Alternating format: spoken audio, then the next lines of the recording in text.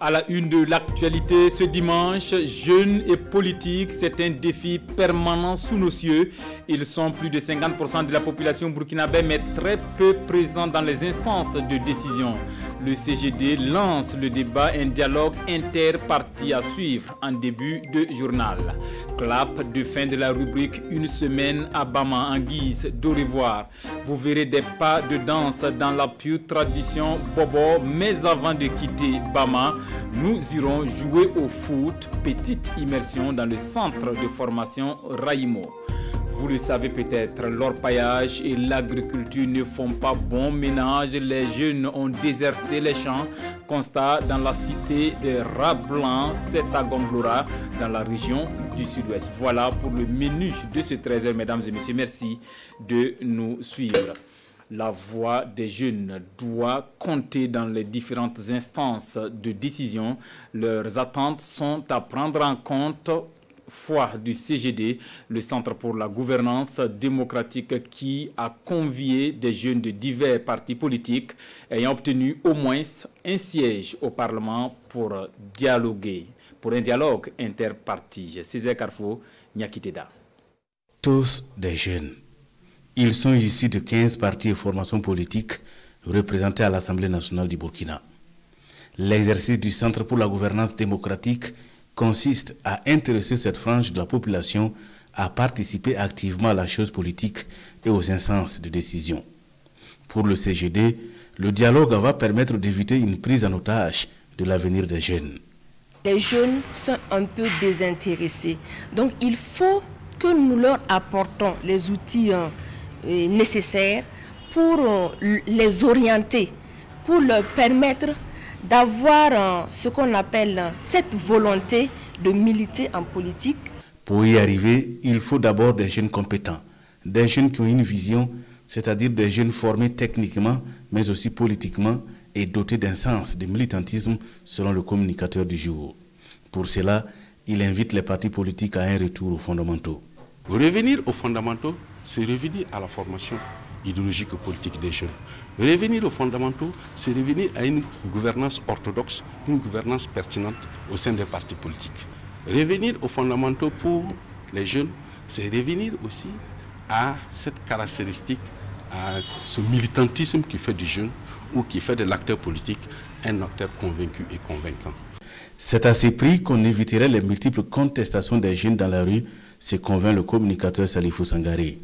Pour lui, il est temps que les jeunes se forment et occupent la place qui est la leur au sein des partis et formations politiques. Le PDP-PS est inquiet de la tournure que prend la crise en milieu scolaire, des manifestations parfois meurtrières pour dénoncer les réformes du système éducatif.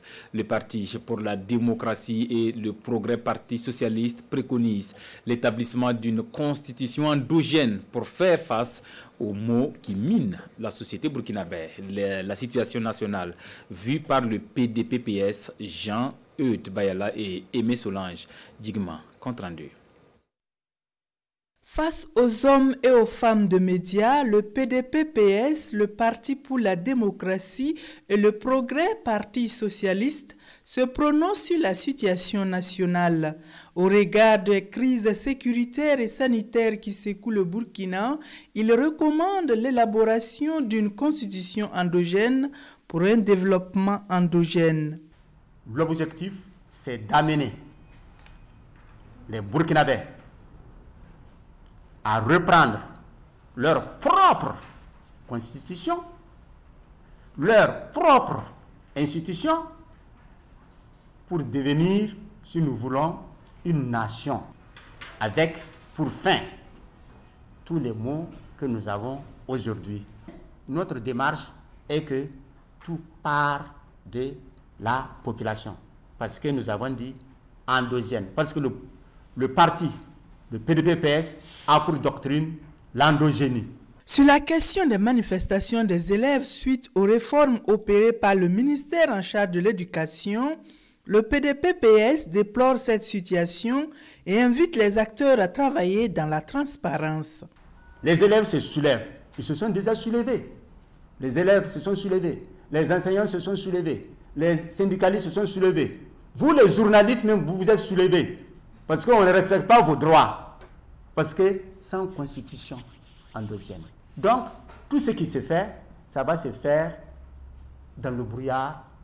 Il n'y aura jamais de satisfaction. C'est seulement nous allons tourner en rond. Ce qui se passe, c'est dommage qu'il y ait eu déjà des morts. Nous déplorons cette fois-ci ceci. Nous, notre position, il faut que les choses soient mises au point d'une manière claire avec et les enseignants, et les élèves, et le gouvernement. En dehors de toute clarté, de toute transparence, il n'y aura pas de répit. Ce ne sera que quelque chose d'épisodique. Pour le PDP-PS, le Parti pour la démocratie et le progrès, Parti socialiste, la constitution endogène sera la mise en commun des règles qui régissent toutes les différentes communautés linguistiques et culturelles du Burkina, ce qui va permettre de venir à bout des difficultés auxquelles fait face le pays. Enjeux, défis et chemin de la réconciliation, quelle contribution des acteurs politiques? La réflexion se mène au centre de formation politique de l'UPC, un panel voulu par le parti de Zéphirin Diabré pour expliquer aux participants les missions assignées au ministre d'État chargé de la réconciliation nationale. Roger Kam, Monira Kéré. Les missions du ministre en charge de la réconciliation nationale déclinées, les participants prennent connaissance du thème qui les réunit. Enjeux, défis et chemin de la réconciliation, quelle contribution des acteurs politiques? Il s'agit, selon les conférenciers, de baliser le terrain conduisant à l'apaisement des cœurs, à la cohésion et au renforcement de la paix au Burkina. C'est de contribuer à travers les réflexions qui vont démarrer tout à l'heure, à alimenter toutes les idées, toutes les discussions qui ont cours actuellement sur le processus de réconciliation nationale. Donc le centre de formation veut apporter sa part de contribution donc, à la réflexion sur ces sujets d'importance pour notre pays aujourd'hui.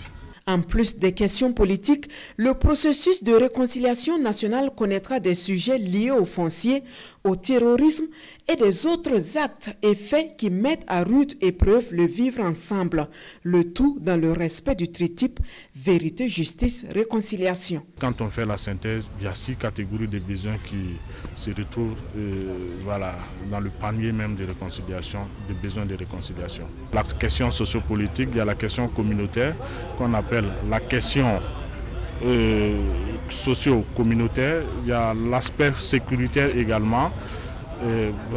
Et nous avons également l'aspect civique. Cette rencontre est organisée par le Centre de formation politique de l'UPC. Elle se veut un cadre d'échange sur la contribution des acteurs politiques, religieux, coutumiers, les OSC et syndicats vers un Burkina de cohésion et de paix.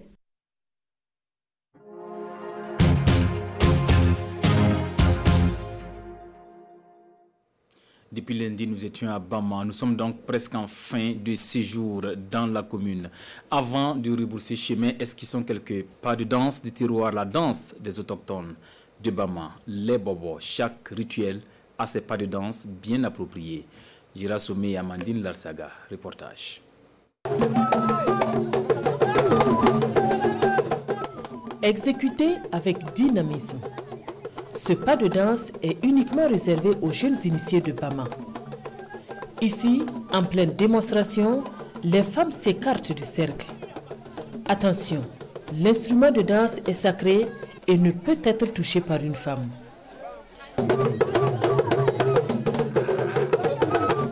Cette autre danse masculine est exécutée lors des événements heureux. Là, par contre, les hommes sont accompagnés par les femmes.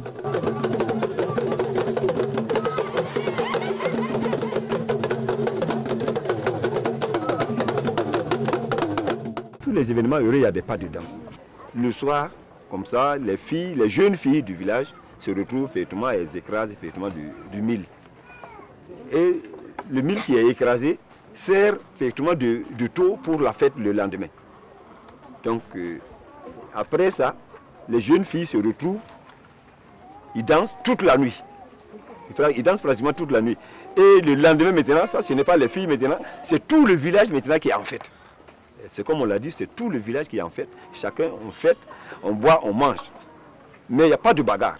C'est interdit au moins de se bagarrer au moins avec sa femme parce qu'elle est rentrée tard ou quoi que ce soit. Ça ne se fait pas. Là, chacun on fait, ça chante, effectivement, ça danse et ça boit. Et toute la nuit, le lendemain, peut-être que c'est les masses qui viennent.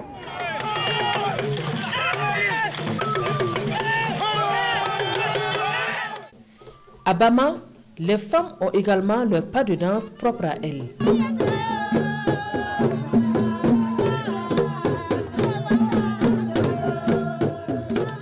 Ici, par exemple, c'est une danse féminine exclusivement exécutée lors des funérailles.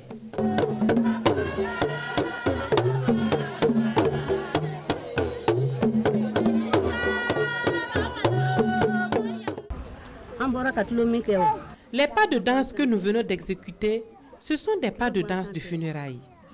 Lorsque c'est une femme qui décède, c'est comme ça que nous chantons et nous dansons toute la nuit pour les veillées funèbres.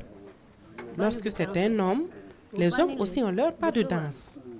Le bois que nous tenons ne doit pas être touché par un homme. C'est notre arme, c'est notre force, c'est sacré pour nous.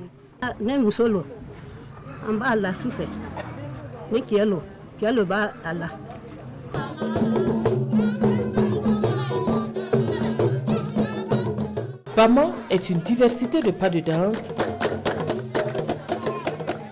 et chaque pas a son sens et sa particularité.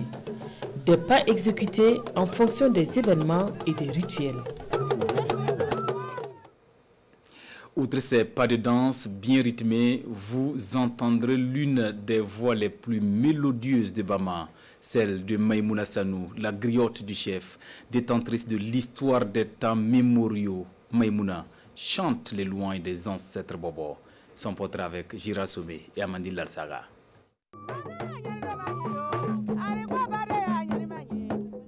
Maïmouna Sanou nous accueille ici avec des chants et des louanges. Issue d'une famille de griots, chanter les louanges est son quotidien. Et depuis 2013, elle le fait uniquement pour le chef de village et son entourage. Maïmouna est la griotte du chef des Bobo mandarins de Bama. Je suis la griotte du chef depuis qu'il a été intronisé. Et mon travail est d'être à ses côtés pour lui chanter ses louanges. Et à chaque fois qu'il veut prendre la parole, je dois chanter avant et après sa prise de parole. Lorsqu'il voyage, je le suis partout où il va.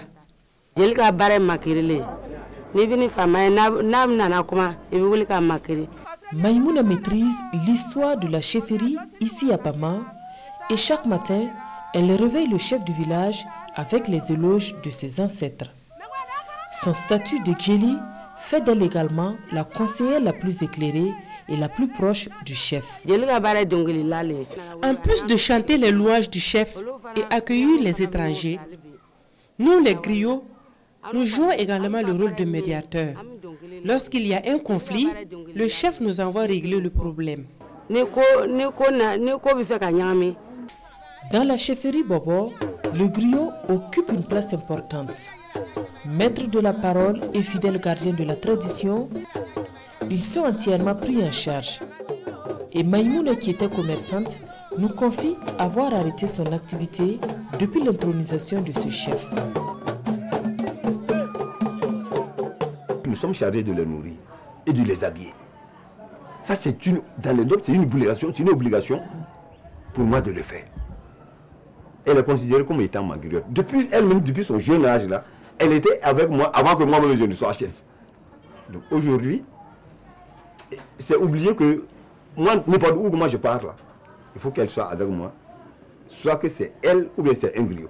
Et comme le veut la tradition, Maïmouna Sanou dit transmettre progressivement son art à ses 5 enfants. Elle tient à préserver cet héritage ancestral.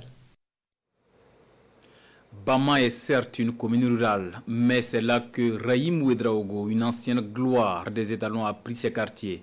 Le centre de formation Raimo est situé à l'entrée de Bama sur l'axe Bobo-Farama. Ce centre reçoit des pensionnaires de toutes les contrées du pays. Prestation gratuite selon le promoteur qui dit vouloir donner la chance à tout jeune désirant faire carrière dans le football. Gira Somé, Amandine Larsaga.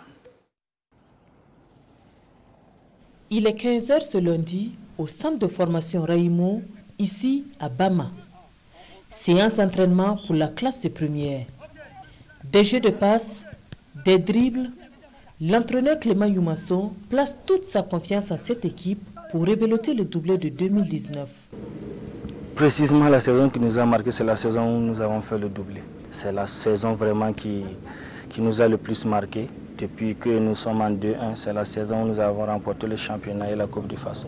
C'était une merveilleuse saison et on espère encore avoir d'autres saisons comme celle de l'année où nous avons fait le doublé. La particularité du jour, les jeunes joueurs reçoivent la visite du fondateur du centre. L'ancienne gloire des étalons Raimo Drago, visiblement de bonne humeur, est là pour encourager ses fioles. Souvent pendant les vacances, on lance le recrutement à travers Vacances Foot, où les enfants viennent s'inscrire. On les entraîne pendant un mois. Et dans ce lot aussi, on voit des enfants qui répondent à nos critères. On les récupère.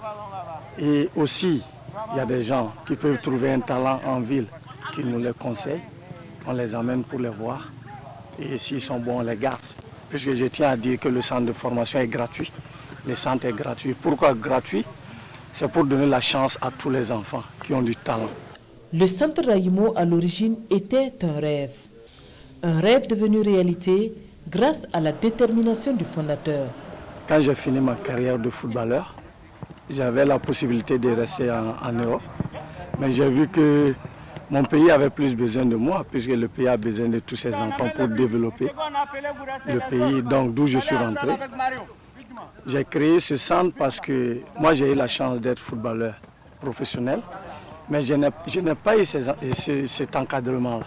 Je me suis dit, si on donne cette opportunité à nos jeunes frères ou à nos enfants, c'est sûr que le pays bénéficiera parce qu'on va former d'abord des hommes, des footballeurs professionnels peut-être qui vont gagner de l'argent, qui vont venir investir aussi, créer de l'emploi et nous ramener la Coupe d'Afrique.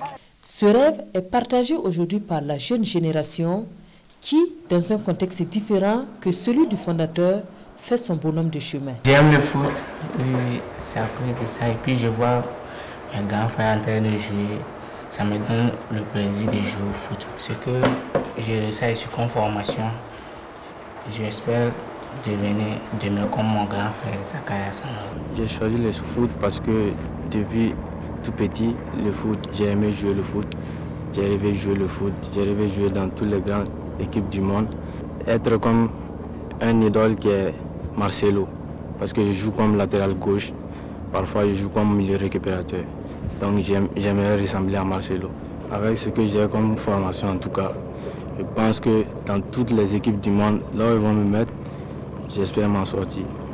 Ouvert en 2013, le centre Raimo compte aujourd'hui 50 pensionnaires repartis en 3 promotions. Les sous-minimes, les cadets et l'équipe première. Merci Audio Girard Somé et Amandine Lalsaga pour tout ce que nous avons vu et entendu une semaine durant sur Bama. Suite de ce journal, la saison pluvieuse s'annonce, vous le savez. Le comité national de pilotage de la lutte contre le paludisme se prépare aussi à parer à toute éventualité. C'est la période de pic de palud pour le financement de leur plan opérationnel de lutte contre le paludisme. Les membres du comité tendent la main au gouvernement américain. Lassina Ouattara et Messoula Njigma. La présente réunion du Comité national de pilotage de la lutte contre le paludisme vise à valider le plan opérationnel contre le paludisme et la demande de financement à soumettre au gouvernement américain. Des documents élaborés par les acteurs et les partenaires techniques et financiers du programme de lutte contre le paludisme dans le cadre de l'initiative présidentielle des États-Unis pour la lutte contre le paludisme. C'est à hauteur de 14,7 milliards que la planification a été faite pour l'année 2022. Les interventions sont surtout pour l'acquisition des intrants, en particulier les médicaments antipaludiques. Il y a également les tests diagnostiques rapides contre le paludisme. Il y a aussi les campagnes chimioprophylaxie contre le paludisme saisonnier, mais aussi des initiatives qui permettent à ce que le programme national du contre le paludisme puisse rendre disponible les moustiquaires imprégnés longue durée d'action auprès des fonds sanitaires pour les populations. À travers ce financement annuel, le gouvernement américain espère améliorer la mise en œuvre des interventions de lutte contre le paludisme. Les attentes se limitent justement à une bonne mise en œuvre des activités qui ont été identifiées de commun accord, il faut le dire, avec toutes les parties prenantes, et pour véritablement avoir un impact, disons, au niveau de la morbidité, en tout cas des cas de palu. Il nous faut nécessairement assurer la mise en œuvre parfaite des interventions, notamment du point de vue de la qualité, ce qui va nous permettre d'avoir un impact en termes de réduction des nombres de cas de paludisme au niveau du pays. Les activités identifiées dans le plan opérationnel contre le paludisme et la demande de financement une fois validée vont contribuer à éliminer cette maladie qui demeure au Burkina la première cause de consultation, d'hospitalisation et de décès dans les formations sanitaires. Bientôt le face-à-face entre l'État et le secteur privé.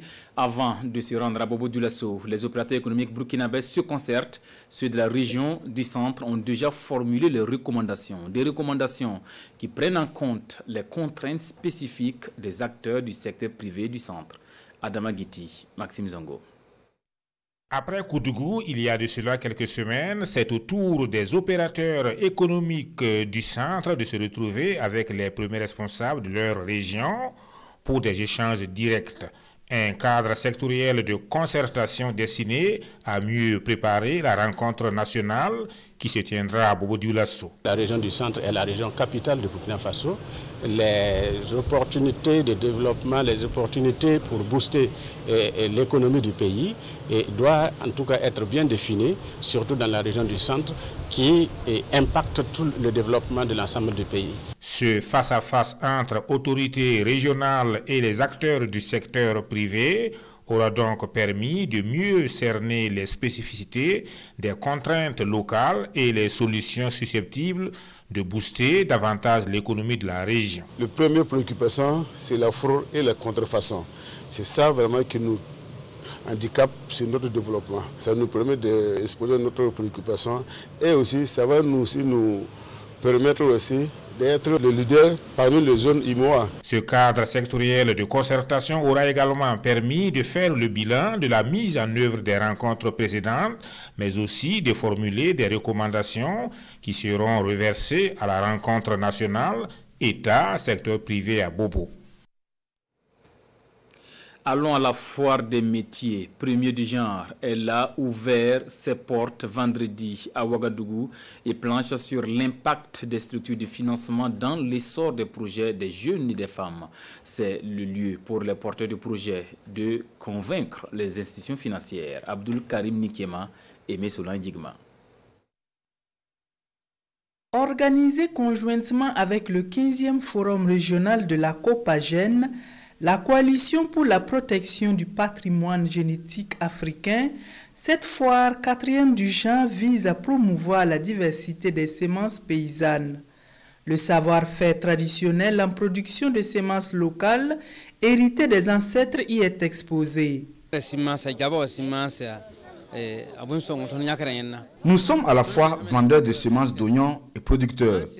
C'est un traitement bio que nous appliquons à nos champs, c'est-à-dire sans engrais chimiques. À l'hectare, nous pouvons récolter jusqu'à 17 tonnes, soit 800 000 francs CFA en numéraire, et on peut le conserver pendant 5 à 6 mois sans problème. C'est ça, l'artémisia, un don naturel qui guérit totalement le palu. En 7 jours, vous êtes totalement libérés. Nous donnons les semences d'artémisia pour que tout le monde ait ça à la maison. Tu n'as pas plus besoin de venir chez moi pour acheter. Ne viens plus chez moi. Je te donne la semence et tu vas faire les planches. Je te forme même pendant 1 heure. Et tu vas savoir comment on fait les planches, les pépinières, jusqu'à en avoir chez soi. C'est ça notre mission. Par cette exposition, la COPAGEN entend interpeller les décideurs sur la nécessité de vulgariser et de sauvegarder les semences maraîchères d'origine paysanne, de quoi garantir l'autonomie des paysans et la souveraineté alimentaire. Également aussi faire découvrir qu'il y a des initiatives en Afrique de production de semences locales, qu'il est bon de soutenir et de développer et que nous ne restons pas à dépendre des semences exotiques qui sont mises au point par des laboratoires dans des pays dits développés. À cette 15e édition du Forum régional, les acteurs venus de 9 pays de l'Afrique de l'Ouest sont invités à réfléchir sur la problématique des semences maraîchères dans les systèmes alimentaires durables territorialisés en Afrique de l'Ouest. Le but étant d'assurer la production sémancière localement et de prendre en compte tout le système de production, de commercialisation jusqu'à l'alimentation. Vous l'aurez compris, c'est plutôt une foire dédiée aux semences et toutes les facettes, les potentialités que dispose le Burkina Faso. Je le disais en début de journal, dans la région du sud-ouest, précisément dans la commune de Gombloura, à une vingtaine de kilomètres de Gawa, les braves valides, les jeunes en particulier, sont dans les sites d'or à la recherche du filon jaune. Conséquence, pas de main-d'œuvre pour booster le secteur agricole. Triste constat dans ce reportage de Sié, Judikael Poda et Kassoum Tony. Il y a d'autres qui disent s'il n'est pas à la recherche de l'argent, s'il gagne de l'argent, il peut acheter de la nourriture pour nourrir les familles. Que les travaux champêtres là, c'est trop fatigant. Voilà pourquoi d'autres abandonnent les champs pour à la recherche de l'or. Comme Sansan, ils sont nombreux les jeunes de la commune de Gombloura à déserter les champs pour leur paillage. Une fatigue gratuite selon certains, l'agriculture n'est pas le domaine dans lequel ils souhaitent faire de vieux os. Et ce sont les plus âgés qui s'y collent. Actuellement, tous les jeunes qui vont nous aider dans les travaux champêtres sont dans les sites d'or. Voilà, donc bon, nous qui avons décidé en tout cas d'aller vers les champs, là-bas. En tout cas, si tu décides toi seul, tu es seul. Puisque pour demander même de l'aide, tu vas aller demander les jeunes, ils vont te dire vraiment, après demain ils vont venir. Tu vas aller constater qu'il n'y a personne, peut-être que tu es seul avec quelques éléments seulement. Donc. Parfois on part au champ et il y a des jours, quand les jours de repos, on vient pour chercher l'or, pour gagner un peu d'argent aussi. Comme nous avons des motos pour mettre essence aussi, voilà pourquoi. Si on part l'or, parfois aussi, on laisse les travaux champêtres là, puis on vient à la recherche de l'or aussi. La recherche d'or vaut mieux que les travaux champêtres. Toujours sur le soleil courbé, que la hanche fait mal. Donc, voilà pourquoi j'abandonne les travaux champêtres et viens à la recherche de l'or.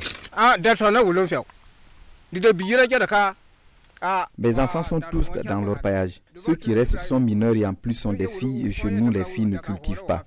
Tu essaies de les convaincre, ils ne te répondent même pas. Le matin, ils sont tous partis dans un site. La commune de Gombloura regorge de nombreux sites d'or. Le métal jaune attire les jeunes en quête d'une vie meilleure au détriment de l'agriculture. Pallier ce déficit n'est pas impossible pour les agriculteurs de la zone. Hélas, il faut les moyens et ils en manquent.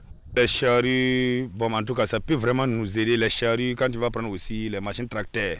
Voilà, vraiment, ce sont des trucs qu'on a en tête. Si on pouvait avoir ça, en tout cas, ça allait vraiment nous aider. Mais comment les avoir? On n'a pas de bio, on n'a pas les moyens, comment acheter?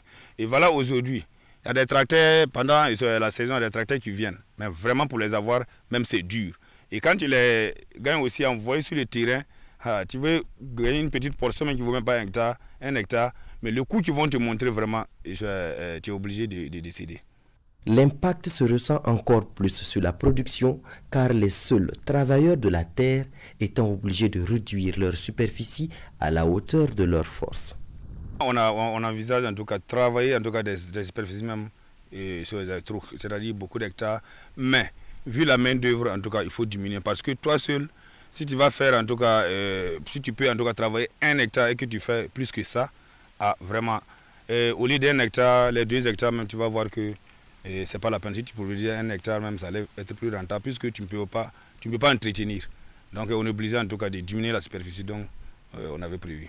La solution pour moi, il faut, c'est une sensibilisation. Mais pour sensibiliser, vraiment, ce ne sera pas facile puisque actuellement, Bon, bah, toi, tu es à la maison, pour avoir même 200 francs pour aller boire 100 francs, c'est dur. Et voilà, et ton petit frère qui s'en va, et du coup, il vient avec une moto, il vient, il construit, il est en train de tourner.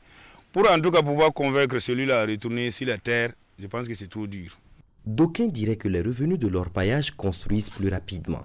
N'en demeure pas moins que son impact dans cette zone reste très négatif sur l'agriculture. Le manque de main-d'œuvre oriente de nombreux agriculteurs à planter des anacardiers en abandonnant leur culture vivrière.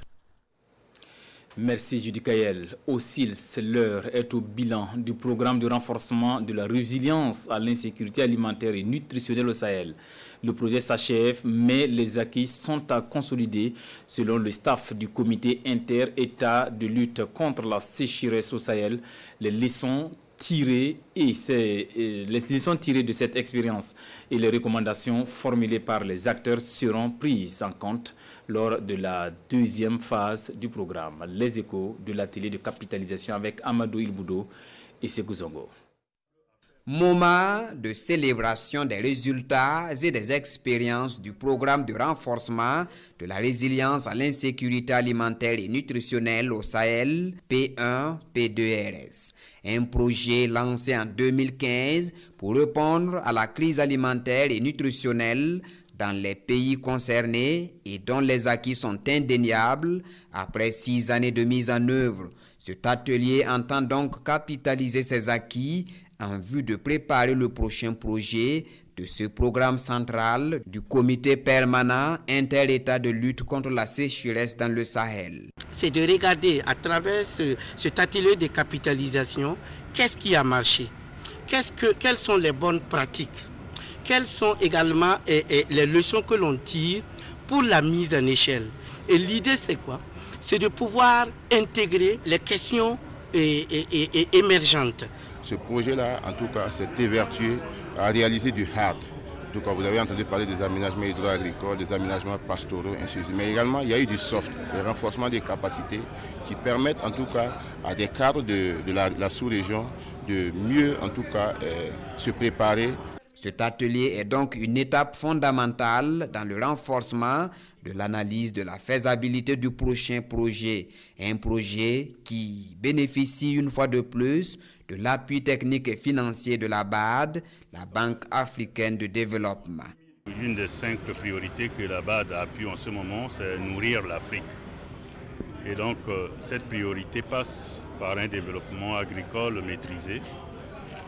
Et donc, notre rôle, d'abord, c'est un rôle de conseil auprès de nos États, auprès de SILS. C'est également un rôle d'assistance technique, mais également c'est un rôle financier. Le P1, P2RS, le programme de renforcement de la résilience à l'insécurité alimentaire et nutritionnelle au Sahel, a couvert 7 pays membres du comité permanent inter-État de lutte contre la sécheresse dans le Sahel. Le nouveau projet en formulation compte s'étendre à tous les 13 pays membres du SILS. Nous refermons ce journal aux côtés de Diapresse. Il a désormais une double casquette. Promoteur culturel, Diapresse a été intronisé chef de Tampouy-Yarcé dans son village, dans la commune de Zitenga. Plus de Salfosoré alias Diapresse, nous l'appellerons Naba Tegré. Son nom de règne, cérémonial d'intronisation avec Daouda Ouattara et Isia Kanana.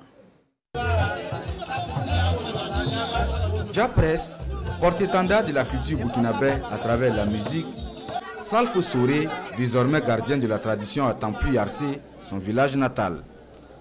Intronisé chef ce samedi, Diapresse prend comme nom de règne Naba Tegré. 2 noms, 2 casquettes, une seule personne. Les défis sont nombreux, on n'est pas des magiciens, mais on compte impacter très positivement sur les populations pour qu'ils prennent en main leur propre destin face aux nouveaux défis du monde moderne. Donc je veux moi-même être l'illustration de la modernité avec les pieds dans la tradition.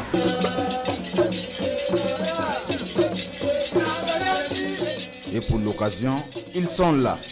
Acteurs du monde culturel, collaborateurs, amis d'ici et d'ailleurs, tous venus traduire leurs encouragements et bénédictions au tout nouveau chef. suis venu soutenir un camarade de la culture, du monde de la culture. Je crois que c'est une fierté pour nous tous, pour tous les coutumiers. Donc c'est dans ce sens-là que je suis venu le soutenir, manifester ma joie aussi avec lui et avec la population de Tampouy-Arsé. C'est donc une suite logique de ce que l'homme faisait déjà dans la culture et nous lui souhaitons tout le bien, la paix, la santé, le bonheur et surtout la prospérité pour sa communauté et son ressort territorial. Beaucoup de santé et beaucoup de sagesse dans ce règne. C'est ce qu'on lui souhaite. Déjà presque dans le milieu culturel, désormais Nabat Segri est le troisième chef de la lignée de Tampouy-Arsé. Il succède ainsi à son père, Nabat Segri. Voilà pour l'essentiel de l'actualité de ce dimanche. Merci de la fidélité au programme de la télévision du Burkina.